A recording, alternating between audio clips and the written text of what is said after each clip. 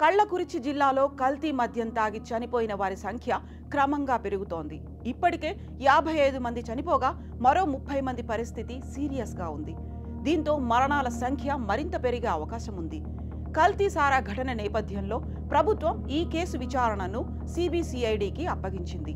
అయితే ఈ కేసు విచారణను సిబిఐతో జరిపించాలని తమిళనాడు ప్రతిపక్ష పార్టీ నేతలు డిమాండ్ చేస్తున్నారు.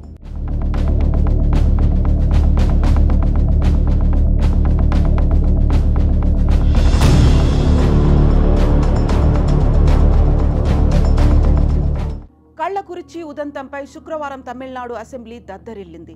విపక్ష ఏఐఏడీఎంకే సభ్యులు నినాదాలు చేశారు. కల్తీ మద్యం తాగి 55 మంది వరకు మృతి చెందడంపై సభలో చర్చ చేపట్టాలని డిమాండ్ చేశారు. సభా కార్యకలాపాలకు అంతరాయం కలిగించారంటూ స్పీకర్ అప్పావు వారిని మార్షల్స్తో బయటకు పంపించారు. కరుణాపురంలో కల్తీ సారా తాగి తొలుత దివ్యాంగుడైన 35 ఏళ్ల పెయింటర్ సురేష్ చనిపోయాడు. ఇదే సారా తాగిన ఆయన భార్య వడివుక్కరసి గంటల వ్యవధిలోనే కన్నుమూసింది. అయితే డాక్టర్లు ఇద్దరు సహజంగా అనారోగ్యంతో చనిపోయారనే ప్రకటించారు. 2 రోజుల తర్వాత కానీ కల్తీ సారా వల్లే దంపతులు చనిపోయారని వైద్యులు ప్రకటించారని సురేష్ సోదరుడు మీడియాకు చెప్పాడు. ఒకవేళ వీరిద్దరూ చనిపోయిన కారణాలను వెంటనే గుర్తించి అప్రమత్తం చేస్తే మిగిలిన వారైనా బతికేవారన్న వాదనలు వినిపిస్తున్నాయి.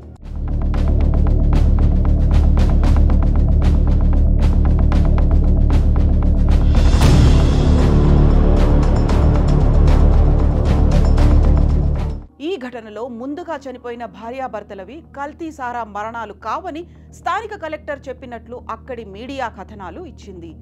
ఆయన ప్రకటన తర్వాతే మిగతా వాళ్లు సారా తాగి ప్రాణాలు పోగొట్టుకున్నారని బాధిత కుటుంబాలు ఆరోపిస్తున్నాయి. ఇక ఈ వ్యవహారంలో నిర్లక్ష్యంగా వ్యవహరించారని కలెక్టర్ను బదిలీ చేసి ఎస్పీని సస్పెండ్ చేశారు. కల్తీ సారా విక్రేతల నుంచి పోలీసులకు మామూళ్లు వెళ్తుంటాయని బాధితులు ఆరోపిస్తున్నారు. కరుణాపురంలో ఆటోలు, ద్విచక్ర వాహనాల్లో విక్రయించిన కల్తీ సారా తాగి 165 మంది బాధితులయ్యారు. సంఘటనలో ప్రాథమిక నిందితుడిగా భావిస్తున్న చిన్నదురైని సిబిసిఐడి అదుపులోకి తీసుకుంది. కన్నుకుట్టి అలియాస్ గోవిందరాజ్, ఆయన భార్య విజయ, మరొకరు దామోదరంను పోలీసులు రిమాండ్కు పంపించారు. వారి వద్ద దొరికిన 200 లీటర్ల సారాలో మిథనాల్ కలిపిన ఆనవాళ్లున్నాయి. ప్రభుత్వం ఏర్పాటు చేసిన ఏకసభ్య కమిషన్ సభ్యుడు జస్టిస్ గోకుల్ దాస్ గ్రామంలో బాధితులతో మాట్లాడారు. మొత్తం మృతుల్లో కళ్ళకురిచి ప్రభుత్వాసుపత్రిలోనే 28 మంది ప్రాణాలు వదిలారు.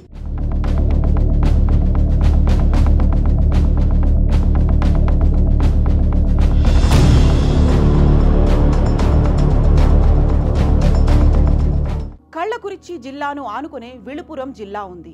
ఈ జిల్లాలోని విక్రవాండి అసెంబ్లీ స్థానానికి జూలై 10న ఉప ఎన్నిక జరుగుతుంది. ఈ నేపథ్యంలోనే అధికార పార్టీ పెద్దలు కొందరు నిజాను వెల్లడవ్వకుండా అధికారులపై ఒత్తిడి తెచ్చినట్లుగా ప్రతిపక్షాలు ఆరోపిస్తున్నాయి. చికిత్స పొందుతున్న వారిలో పలువురు కంటి చూపు కోల్పోయారు.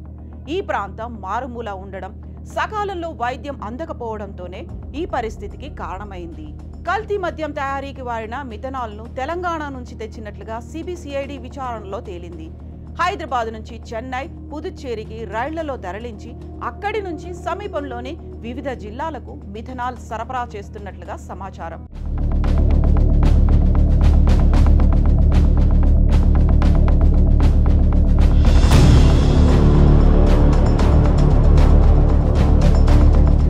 మిథనాల్ రవాణాలో 4గురిని అదుపులోకి తీసుకున్నారు. గతేడాది విళుపురం జిల్లా మరక్కాణంలో కల్తీ సారా తాగి 22 మంది చనిపోయారు. అప్పుడు మిథనాలే కారణమని పోలీసులు తేల్చారు.